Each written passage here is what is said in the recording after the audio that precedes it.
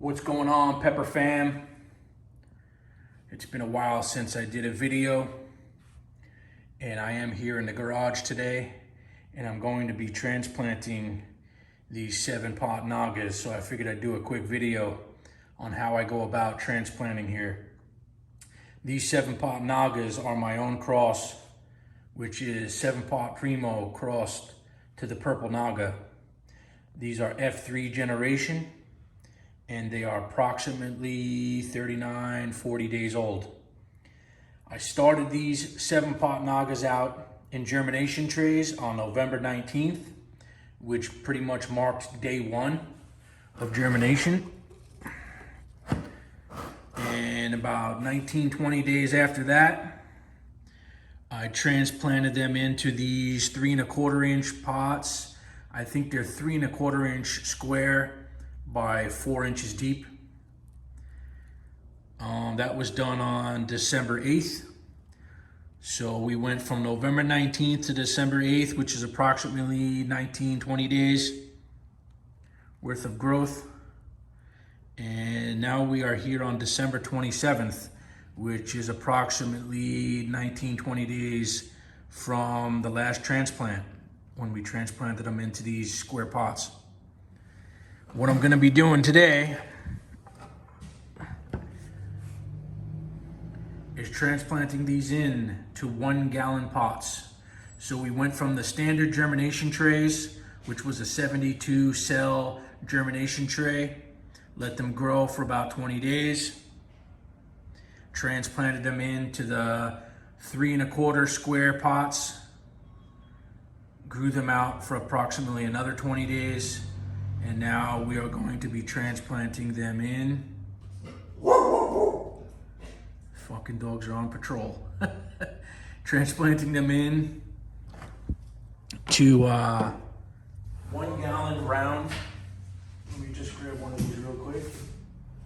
What I got here is your standard cheap 1-gallon pots. And what we will be using is Pro Mix. Pro Mix HP is my standard. Been using this stuff for over 10 years. Pro Mix HP with mycorrhizae. Super high porosity on this stuff, super loose, great for germination, great for transplants. It has no fertilizer, no organic matter in it, you know, like worm castings or anything like that. And I will be transplanting them into this mix here today. Now, when I started my germination trays for these 7-pot Nagas, I did use something called Mother Earth or Mother's Earth groundswell, which is pretty identical to Ocean Forest Fox Farms soil mix. It's got a ton of worm castings and other amendments in there to feed the plant. So we went 20 days from the germination tray into the 4-inch square pots, or the 3¼ square inch pots. When I transplanted them into these 3¼ I used the same soil, which was the Mother's Earth groundswell. And these plants have never been fertilized yet. I've been pretty much pHing my tap water around 6.4, 6.5, and that is filtered water, and just been watering these whenever the pots seem a little bit dry. And like I said, I haven't fed them at all other than what's coming from the Mother Earth groundswell soil. So we are going from the Mother Earth groundswell soil with the amendments in there to a Pro Mix HP, which has 0 amendments. Now that they are I don't know, 5-6 inches tall here, and they've made, you know, pretty good growth so far here in the last 39-40 days.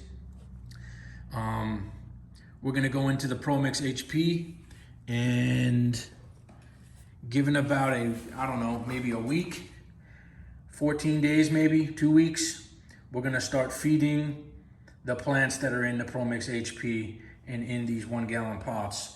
And you guys can use whatever fertilizer you want. These plants are for my own personal plants, my own personal use here. So we are going to be using Dynagrow. I picked up a little small jar of this today.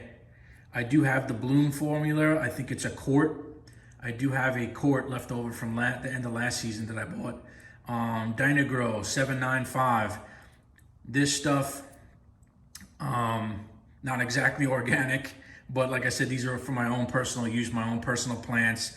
I'm just trying to get these F3 purple Nagas to the next stage. I'm trying to get them to produce pods so I can save seeds, sprout those seeds, and then pick the F4 generation and so on and so forth, so I can get these somewhat stabilized.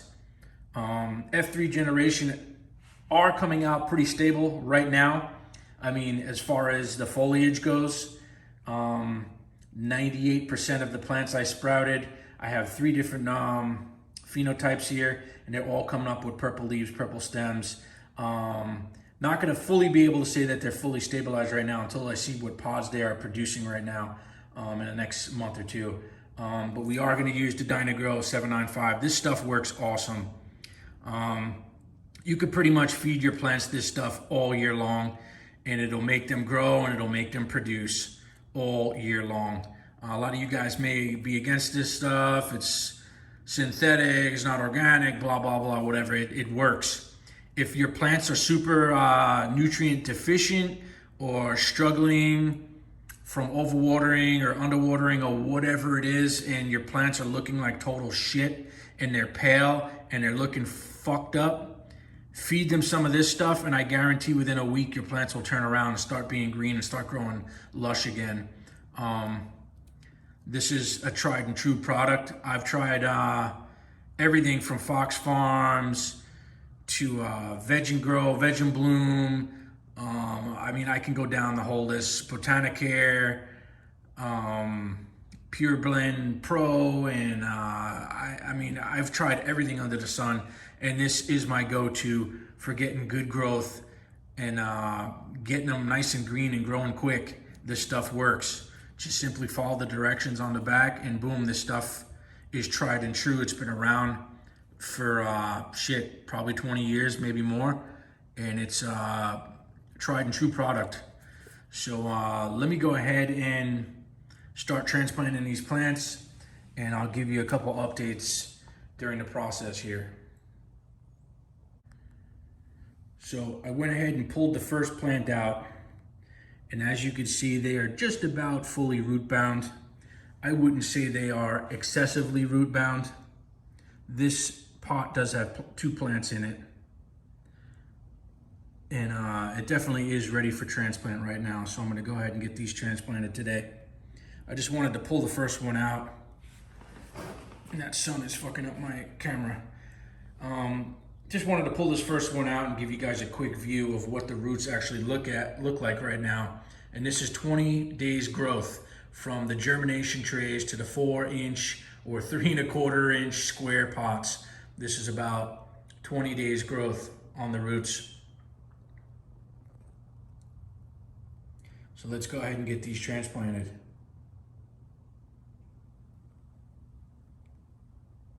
All right, guys, let's get these transplanted.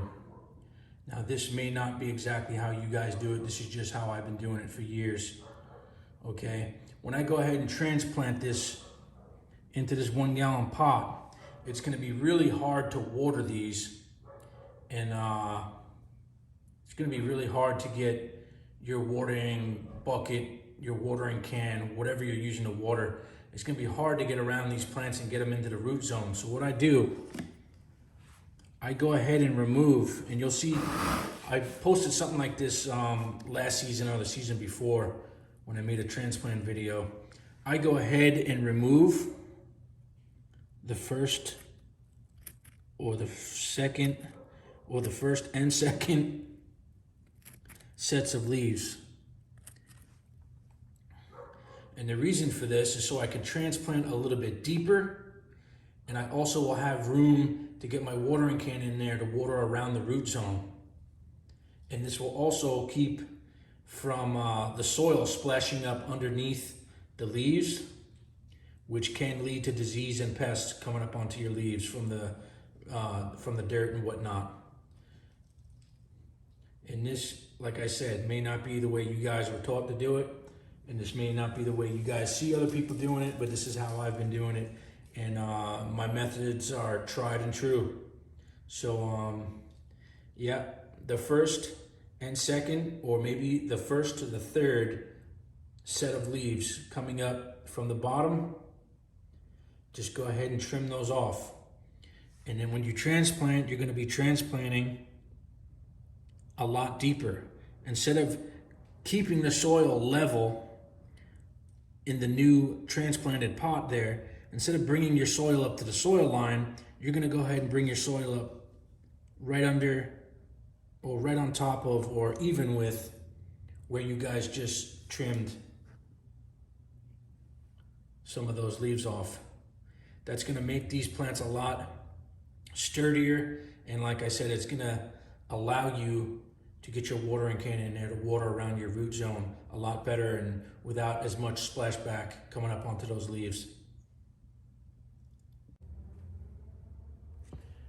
Now, once you've trimmed the first couple of sets of leaves off the bottom of the pepper plant, you go ahead and stick your pepper plant in your new pot filled with your Pro Mix soil or whatever soil you're using. Go ahead and lightly put a bunch of soil around your new transplant.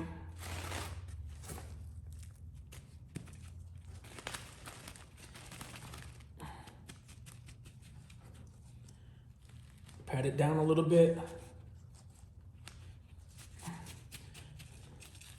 I lightly press this down so the roots make contact with the new soil in this new pot. And there you have it, folks. This is not rocket science.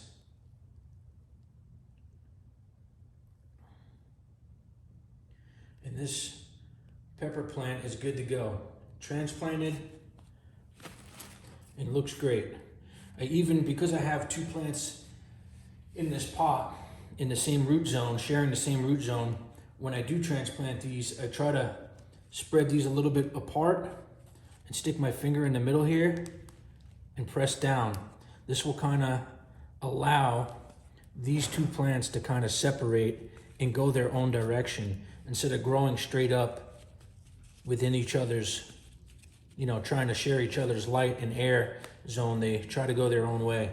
As you can see, this one's kind of going to the right and this one's now going to the left a little bit, rather than suffocating each other out and shading each other. This one's good to go.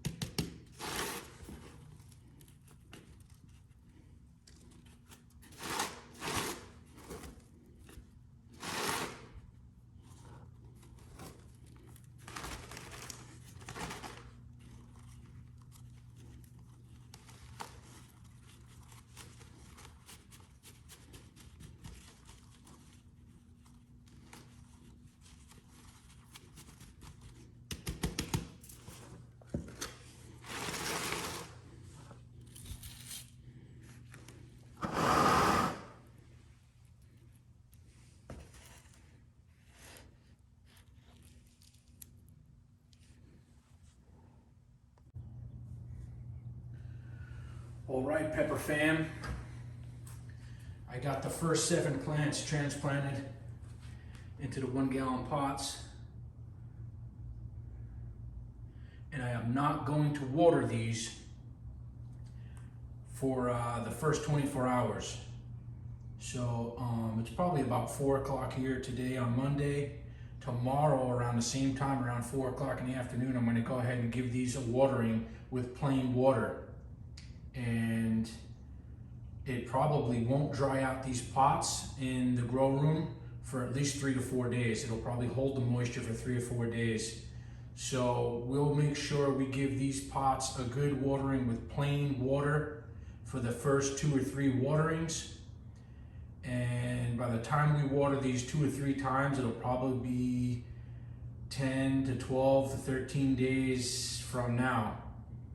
And after the 3rd watering, once these pots dry out, I will start to give these some Dynagrow fertilizer. So I got 7 down, I got 8 plants to go. And we are making some good progress. But damn, I'm just looking at these plants right now and man, they are looking freaking phenomenal. I love it.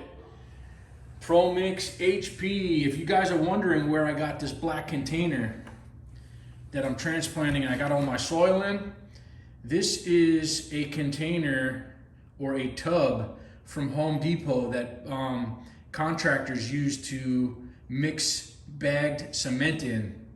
They do offer these in a bunch of different sizes. I'm not sure what the size of this one is, but from the looks of it, it looks about 20 inches by, I don't know, I think it may be 2 foot by 3 foot. And this is probably about 2 seasons old. And this is where I mix all of my soil.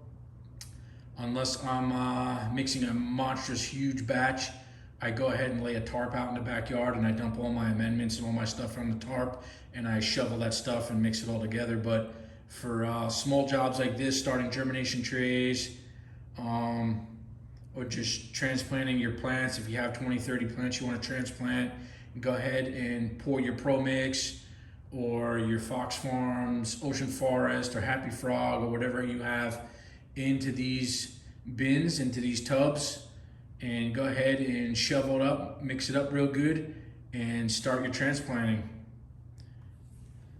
I do believe this tub was $10 or $12, $13 at Home Depot, which I'm pretty sure you could probably get at Tractor Supply, Lowe's, or you could just try getting one of those big gray storage bins at your local Walmart.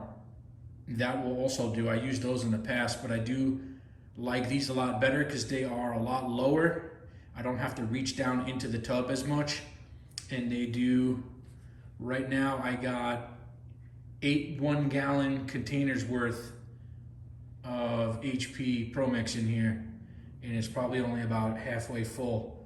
So I have 8 more plants to transplant and I got everything in the tub ready to go right now. So I'm gonna go ahead and get these transplanted up and I will give you guys another review and a quick shot of all these plants once they're transplanted. And then we will go ahead and put these back into the 2x4 AC Infinity grow tent upstairs. And we'll go over that grow tent as well.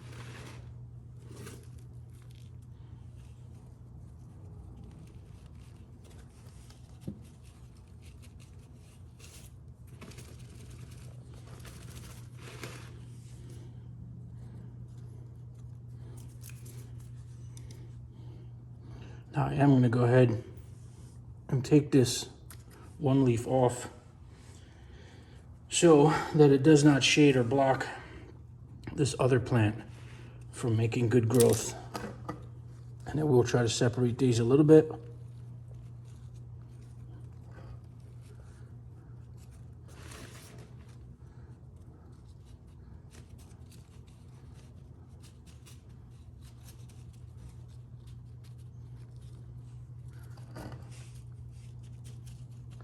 Don't be afraid to cut some of these bottom leaves off, because once these plants are 2 or even 3 feet tall, even a foot tall, you're not going to need those bottom leaves.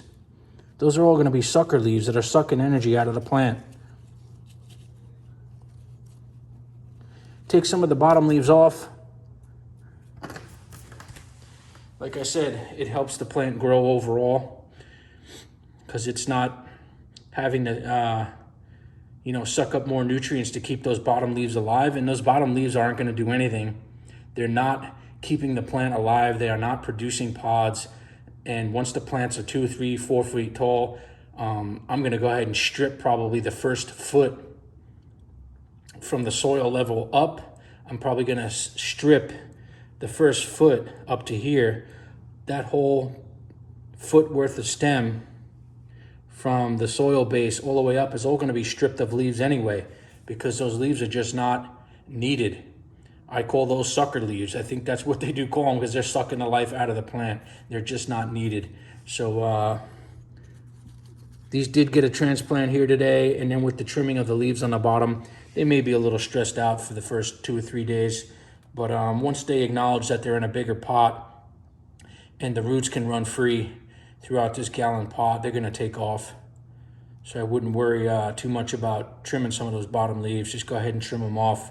Now you can, and I have in the past, you could go ahead and top these, just taking the uppermost growth off the top of these and trim off those top nubs and top leaves, and that will cause this plant to branch out into a bush. I am not going to do that to these. I may try it on 2 or 3, maybe 4 of these. I may try it on some of these pots just to see the difference in these F3 7-pot Nagas. But I basically just want these to grow up to a foot or 2 tall in the tent and start producing. My main goal is just to get these to produce as fast as possible so I can get the pods to produce on these F3s, and I could take the seeds out of the pods and I can move on to generation number 4 to work towards stabilizing this new variety here. So I think by not delaying the plant, if I went ahead and trimmed the top of these leaves off, yes, within a week or 2, they would grow a bunch of more shoots and turn this plant into a small bush, but it's going to lag the plant out for the first week or 2 before it starts shooting those new shoots out and turning the plant into a bush. Right now, like I said, I want production. So my whole goal for production is to get these to grow up straight and start producing as quick as possible. And the only way to do that right now, how I see it, is to let these grow up naturally. I mean, they're probably going to start forking off on their own anyway once they get mature enough, and they're going to start producing pods. So I'm not going to go ahead and top most of these. Probably 90% of these I'm not going to top them, only because it's going to lag them out from producing compared to the ones that I don't top. The ones I don't top are definitely going to produce sooner than the ones I do top. Like I said, because every time you top, you do lose a week or 2 worth of growth. And I'm trying to turn these around as quick as possible. So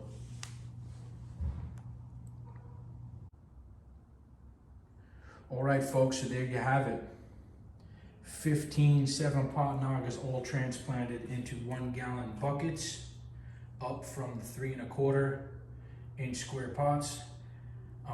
These 1-gallon buckets are filled with the Pro Mix HP. Now it's time to get these back into the tent and get the LED leveled off. And these will not get watered. Like I said earlier, for the first 24 hours, I will not water these. And then we're gonna go every 3 to 4 days once they need water. We're going to water them with plain water for the first 3 waterings, and then we're going to start to fertilize these. So let's go ahead and get these in the tent, and I'll give you a view from inside the tent.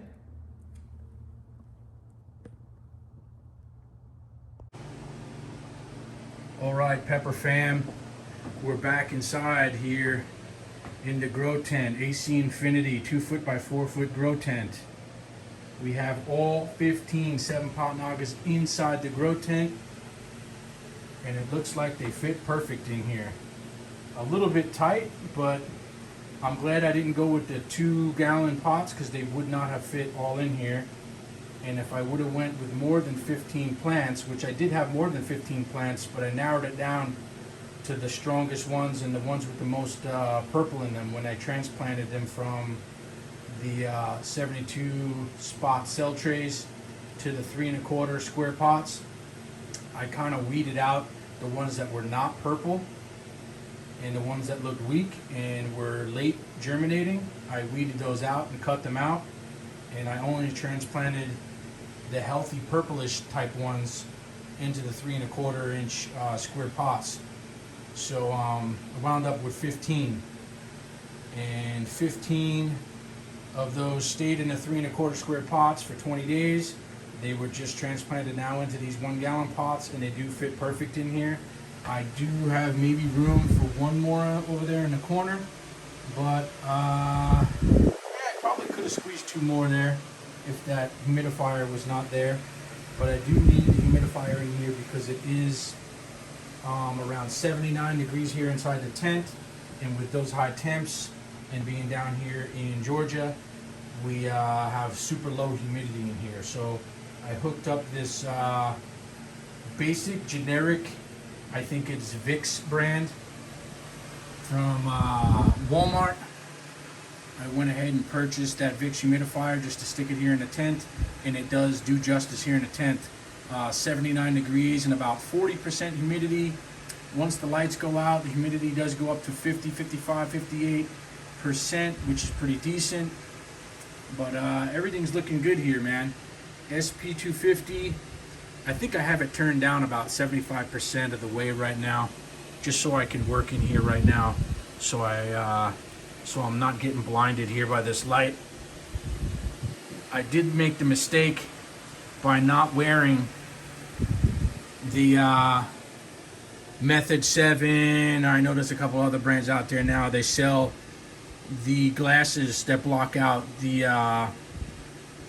the bad spectrums and the UV or whatever you want to call it that damage your eyes. I did damage my eyes here in the last few years by working around these LEDs with no glasses on, and I do have blurry vision now because of it. And I have been to the eye doctor, and I'm now wearing glasses, reading glasses, because anything that's close up to me I cannot see, I cannot read. I know that probably has something to do with old age now. I am 46 years old, but never had that problem. Always had 20/20 vision up until I started working under these LED lamps. So I do now have a set of spy sunglasses that I have on now that block out a bunch of this light.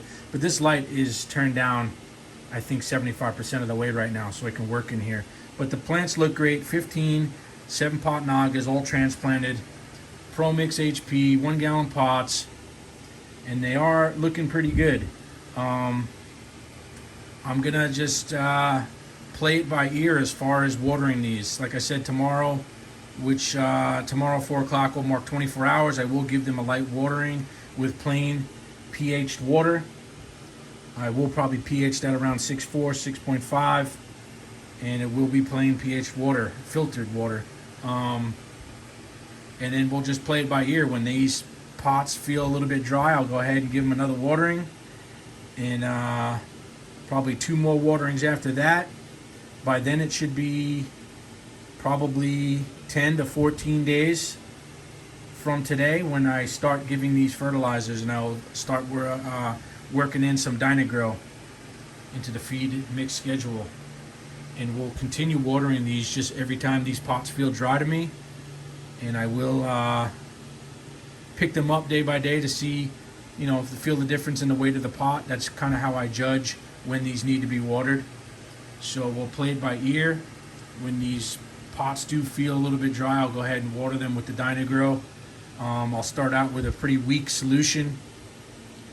And I will probably start fertilizing every other watering. So I'll 3 more plain waterings for the next 2 weeks whenever they need water. Once I start dialing in the nutrients, I will water once pretty decently with a pretty decent strength Dyna-Gro solution, and skip a nutrient solution and feed just water, and then go back into fertilizing. So it'll be every other watering I will fertilize.